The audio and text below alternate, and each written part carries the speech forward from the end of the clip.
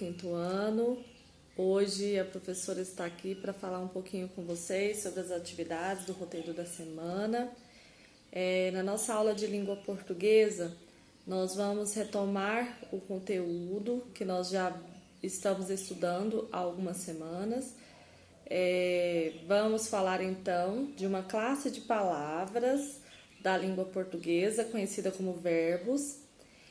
Nas nossas aulas nós já vimos que os verbos eles podem indicar ações, as ações que o sujeito pratica, as ações que nós praticamos. O verbo também pode indicar o fenômeno da natureza e estado. Então, a professora vai colocar aqui algumas palavras para vocês que indicam que são verbos. Vocês repararam que essas palavras possuem as terminações ar, er e ir?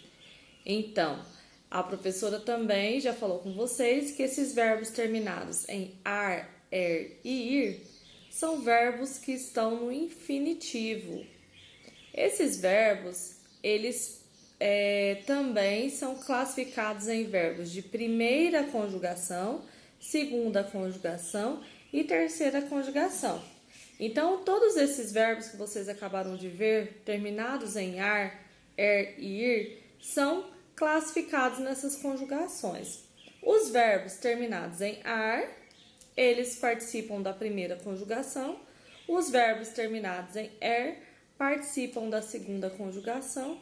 E os verbos terminados em ir, da terceira conjugação. Continuando ainda na conjugação dos verbos, os verbos eles podem ser flexionados ou conjugados de acordo com o número, a pessoa e o tempo do verbo. Então vamos lembrar o que quer dizer flexão do número.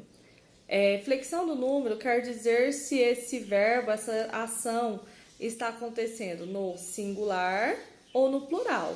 Como é que nós vamos saber se quem pratica a ação ela está na pessoa do singular ou se está na pessoa do plural?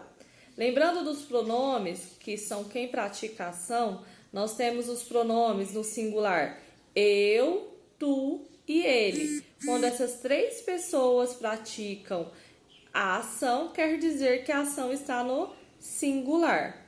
Já as ações do número do plural são os pronomes nós, vós e eles. Então, são as três pessoas do plural. Então, esses verbos eles precisam ser flexionados de acordo com a pessoa que pratica o verbo, a ação. O verbo também ele é flexionado de acordo com o tempo, conjugado de acordo com o tempo. Se a ação ela já aconteceu anteriormente, quer dizer que o verbo está flexionado no pretérito, ou seja, no passado.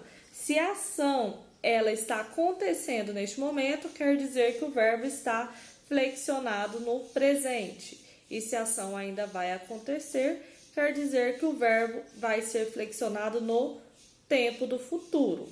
Então, vamos ter que conjugar o verbo de acordo com o número, singular, plural, de acordo com a pessoa, com os pronomes pessoais, e de acordo com o tempo, presente, passado e futuro. Uma receita, um texto, um gênero textual, para nós identificarmos desse gênero alguns verbos.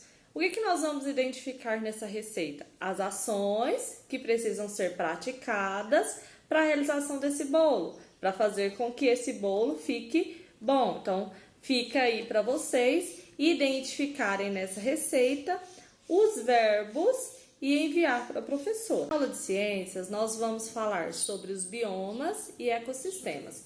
Para começar, nós precisamos diferenciar o que é um ecossistema e o que é um bioma. Para os ecossistemas dos biomas, é necessário compreendermos que os ecossistemas são formados por conjuntos de comunidades.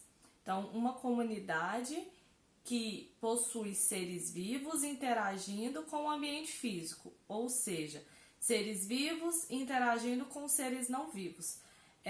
Por exemplo, um ecossistema aquático, nós vamos encontrar elementos vivos como os peixes, as algas marinhas, por exemplo, interagindo com seres não vivos, como a água, o solo, as rochas, a temperatura.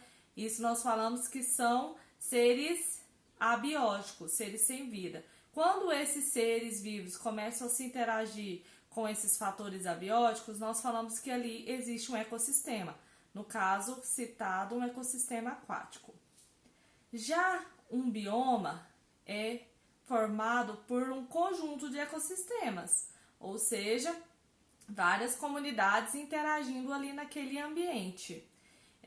Nós temos então como bioma característicos aqui do nosso país, do Brasil, 6 biomas principais. Nós vamos falar nas próximas aulas quais são esses 6 biomas. Então, como característica dos biomas, nós temos os seres que vivem em uma determinada região e o que diferencia um bioma do outro? As características daquela região geográfica, daquela floresta, daquele ambiente. Então, as características daquele ambiente que caracterizam o bioma. Já na aula de produção textual, vocês estão preparados para apresentar o seminário, ou seja, o gênero expositivo oral. Então, durante o estudo do roteiro, vocês estarão se preparando para as apresentações do seminário. Então, sigam o passo a passo do roteiro lá no livro de língua portuguesa para se prepararem para as apresentações, certo? Então, essas são as atividades da semana. A professora está aqui pelo WhatsApp para tirar as dúvidas de vocês. Podem me ligar, pode mandar áudio, mensagens, que a professora irá ajudá-los, auxiliá-los.